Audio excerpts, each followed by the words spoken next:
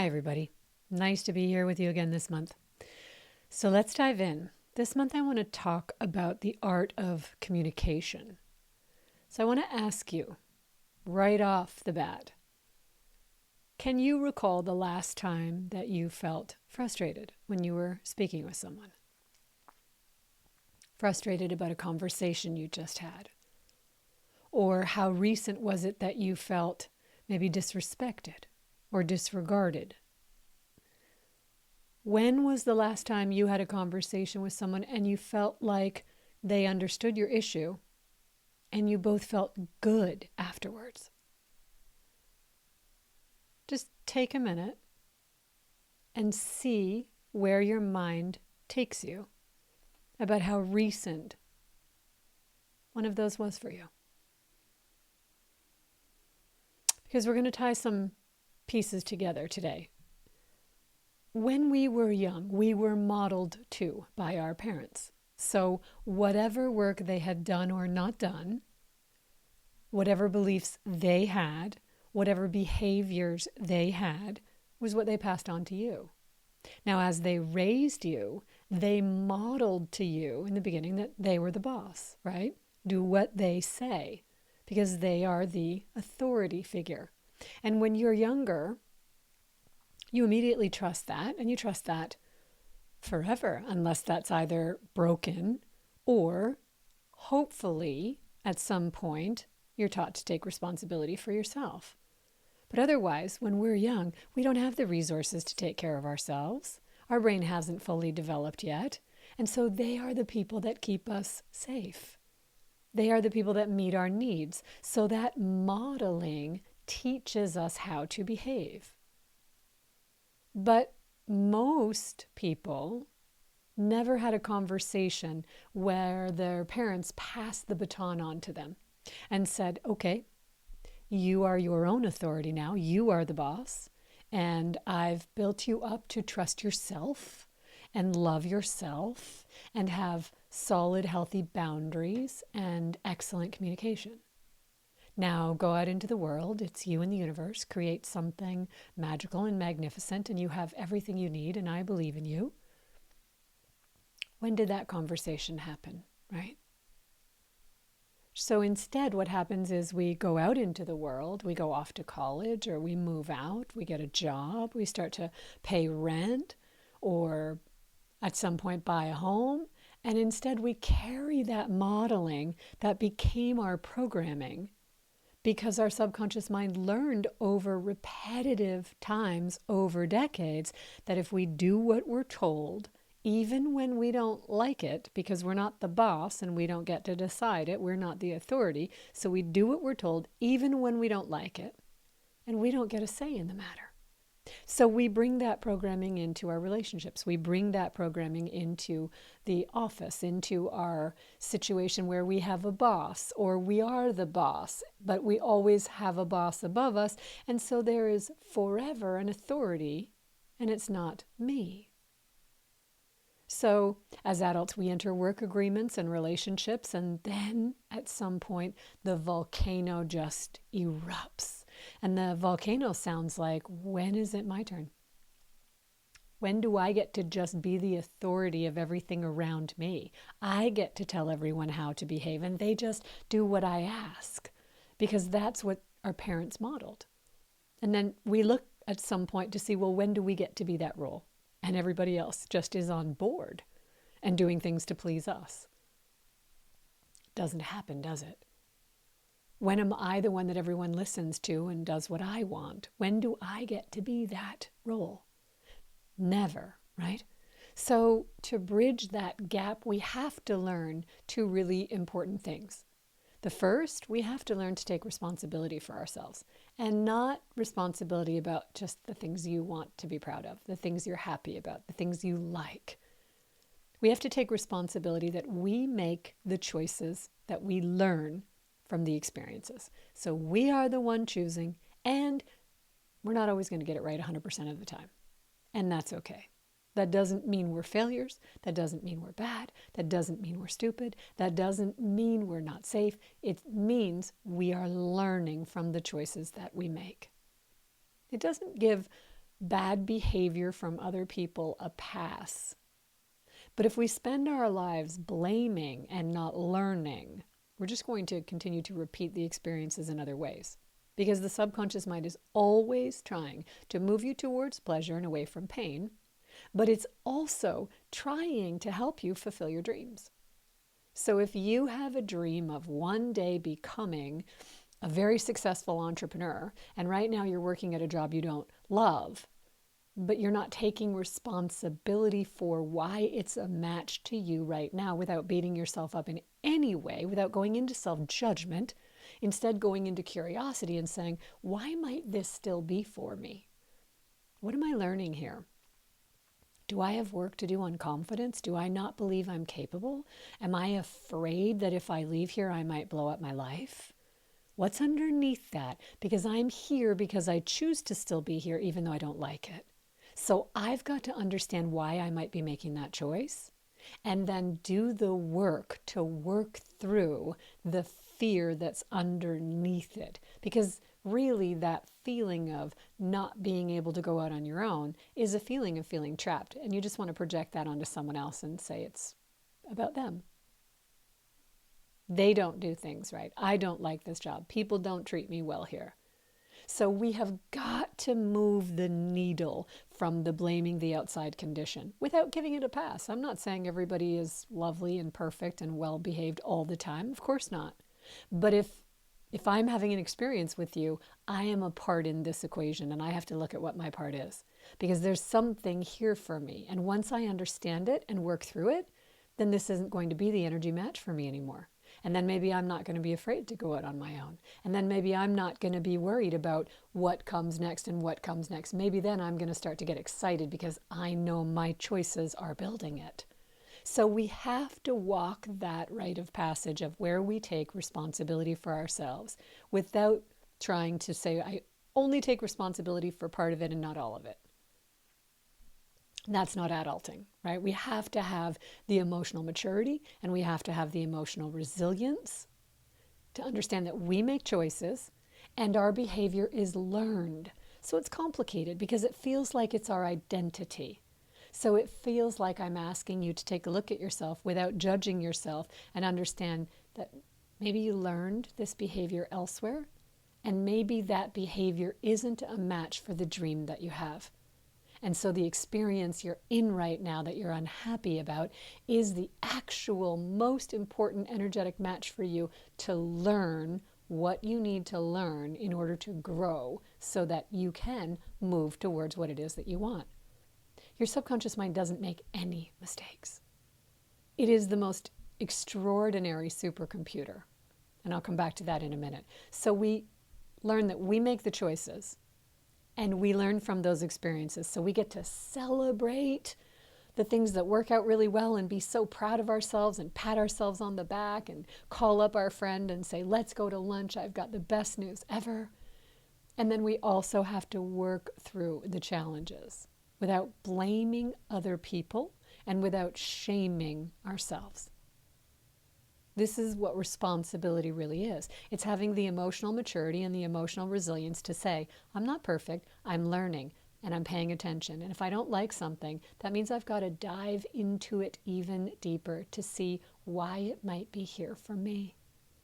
What part of me is growing from this experience? What part of me doesn't want to look at this? What part of me just wants to blame someone else? And what am I blaming them for? Because in that is something within me I don't want to take a look at. So I start to take responsibility without being hard on myself and without blaming other people. I just start to realize that everything is an energy matching game. And the second part is learning the art of excellent communication. Excellent communicators understand that no one wants to feel cornered. Nobody wants to feel blamed or forced or put down or rejected.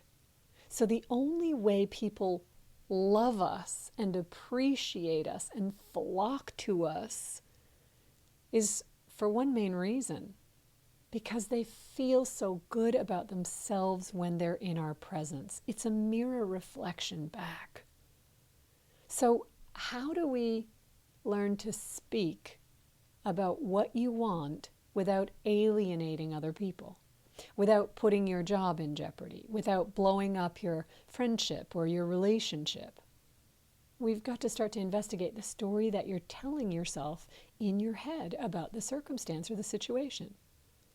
Because if you're angry, you're telling yourself a story where they'd know that they were mistreating you somehow and they didn't care, that it was intentional that they did whatever they did. So we have to stop there and say, is that actually true? Do I believe that's actually true? Or am I having an experience right now, a learning experience, a growth moment about my lack of boundaries or about my lack of communication? Here's how you know. If you're in a circumstance that the other person is nothing but critical all the time, and I mean all day, every day, not giving out any love, no appreciation, no compliment, no kind gesture, then that's a different circumstance altogether. And you may need to seek some additional help to extricate yourself from that relationship. If you're with someone who is constantly criticizing you, and there's never any appreciation, there's never any happy moments, there's just constantly, and your nervous system is dysregulated all the time, that's a different circumstance.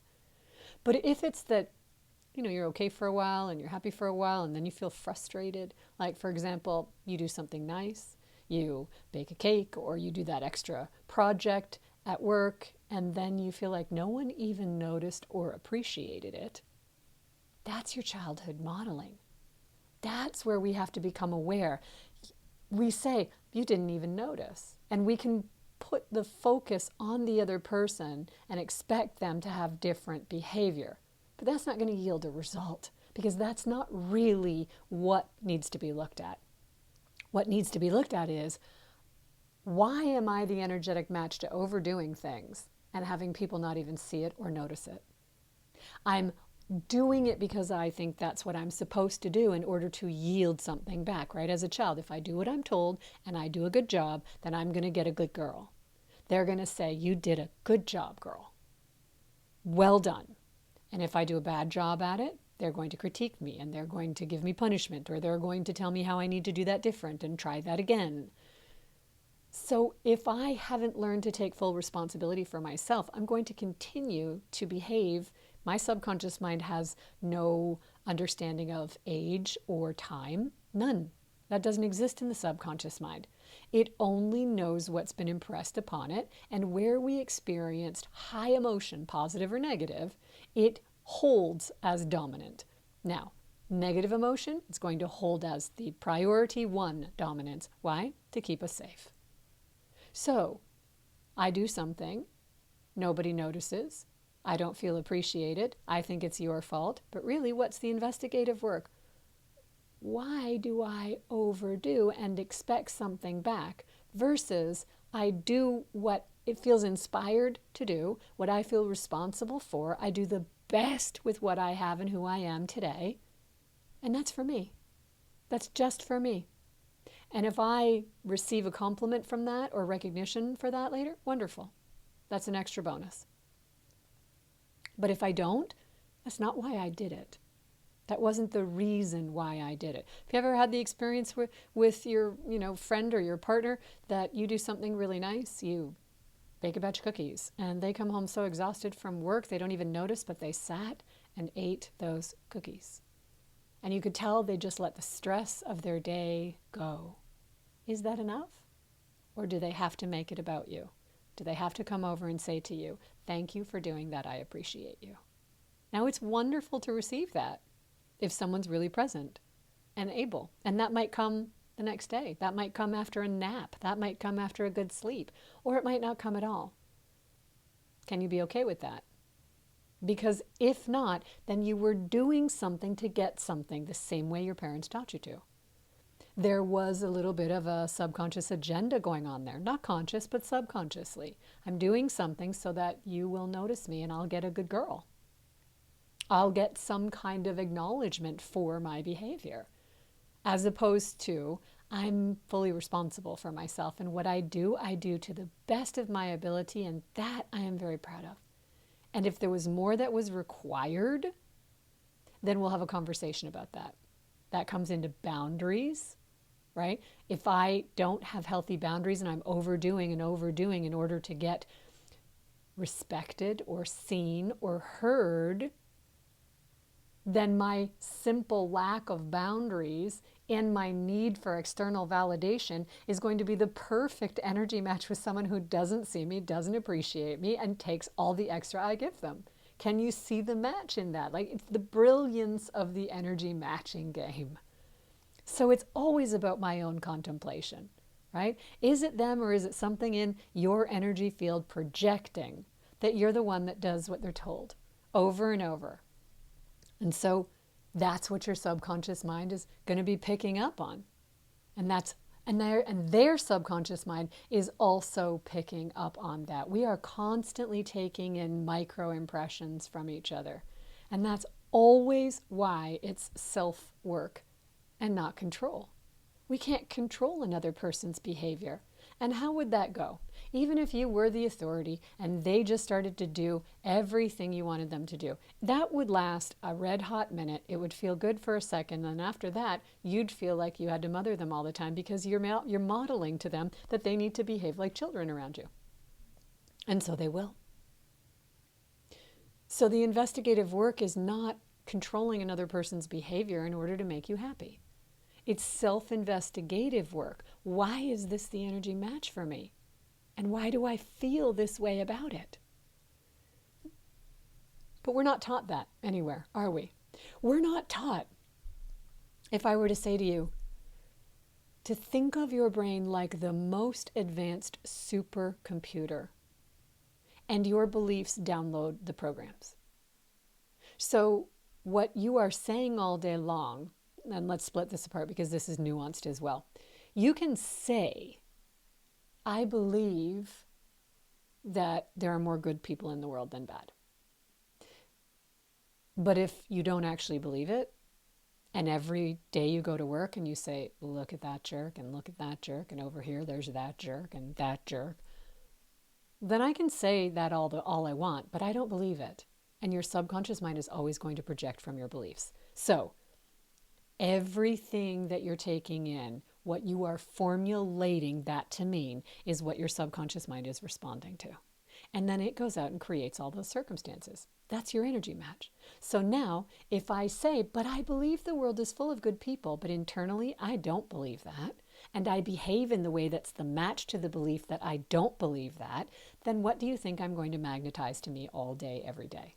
All kinds of experiences that reflect that belief back to me. You see why this can't be about someone else's behavior all the time? Because you wouldn't have found me if I didn't magnetize you right to me, and you wouldn't behave that way unless there was something for me to investigate.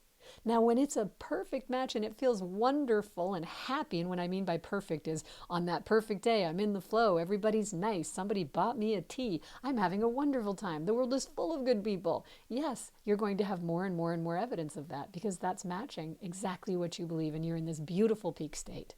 So our work is, how do we continue to maintain that state? How do we continue to keep building that state? And if I'm off and I'm having an experience where I'm not enjoying it, I've got to look at myself about that. It's tricky because what we've learned is we want to immediately correct someone else and say, what you're doing is not appropriate and I don't appreciate it. And we pull in this boundary. But honestly, if we learned to clean up our beliefs, to clean up our wounds, to clean up those vulnerabilities and have self-love and be excited about the future that we want to build and experience, and we just managed ourselves, because that's a full-time job enough, we wouldn't have time. We wouldn't have time to be having conversations about why other people should behave differently. We just wouldn't have time for that. Excuse me. We would be so focused on, I have to go spend a few minutes and contemplate why your behavior was appropriate for me. So you're off the hook now. Now I'm responsible for it. And as I unravel it and see, now I'm starting to see that I'm doing things in the hope to get something. So what if I started to do things not to get something from anyone else, but just to do them for me. I bring the best of me to my day. And in doing that, I know that I'm going to line up with the best of everyone else. And as I do that, I'm going to see more and more evidence that the world is full of really good people, and that there is so much kindness out there, and that there is all kinds of possibilities to do things in ways that aren't the typical way. So I don't look at what's normal or typical. I don't do things that way. I live very atypically to the way people say you're supposed to be. Supposed to be. Manage yourself. See what you make things mean. Decide if that's still a fit for you or if that's really limiting. Let go of what's limiting. Put it down. Recognize that you probably picked that up when you were 5. And understand that your brain is the most incredible supercomputer. And your beliefs. So your words, if they're not your beliefs yet, you need to do the work for them to be your beliefs. And the moment they're your beliefs, you know how you know? Feeling tone. You can feel it when it's true for you. And when you speak it, it is the program. And then your subconscious mind downloads the program and installs it. And then what happens next? You start to see the evidence of it. If we started to do that, just this community, if we started to do that, the ripple effect would be exponential and astronomical. There are always people who thrive in tough times. There are always people who are healthy, even though, how are they healthy when everyone else around them got sick in this one area, but somebody walked away okay? Check their belief systems. Check where their convictions are. We've got to learn to be fully responsible for ourselves and not see that as a bad thing. See that as the most incredibly powerful opportunity. And the more that we dive in and just with curiosity see, do I still want to believe that about the world? Do I still want to believe that about people? Do I still want to believe that about myself? Do I still want to believe that about life? Do I still want to believe that about what's possible for me? We've got to sit down and look at all those things because that's what's running in the programs. Those are the programs in the background. And you can change the programs. In the same way that you update your computer and you take off software that you don't use anymore and you update and install a new version, you can do that here too. You are the one that decides that. You are the one that makes those choices. But you got to look at the story that you're telling yourself, because if every time you start to say that it comes to a but, well, that sounds great, but that means they have to do this, or what does that mean? That's just a story you keep telling yourself, justifying where you are that you don't like. So you're actually arguing to stay in the circumstances that make you unhappy, rather than change yourself and let the universe do its magic to see everything else line up and match that. We have to have some faith and some trust in some energy that's beyond our control. And humans aren't very good at that. We learn once I get old enough, I want to have that power to control. I want to be the boss. It's a very masculine driven, I'm going to do the thing that makes everyone else respect and appreciate me. But it's an energy matching game, so it's much more innate than that. It's what do I really feel? And can I do the work to move those feelings to a place that feels better for me? And as that starts to feel better, everything starts to align. And as it starts to align, I see the evidence of it, and I didn't need anybody else for that at all. So if I get to share it with people, great. And if not, that's okay. Eventually, the people around me are going to reorganize too. And then I'm going to be magnetizing the people that have the same beliefs and feelings that I do. And we can have those conversations about, isn't it crazy that? Isn't it wonderful that? Isn't it wild that? All that comes too. But it's got to be you and you first. The most powerful, precious, and important relationship you have is with you, with your mind, with your subconscious mind. Otherwise, you're going to logic your way through life, and you're going to be right because your brain will make you right over and over and over again. So that's why I always ask, do you want to be right? Or do you want to be happy and thrilled and excited about your life? They're two different trajectories with two completely different experiences along the way, and you always get to choose. And I thought that was a conversation worth having. So enjoy the rest of your month. I'll see you next month. Be well, be happy, contemplate. Bye for now.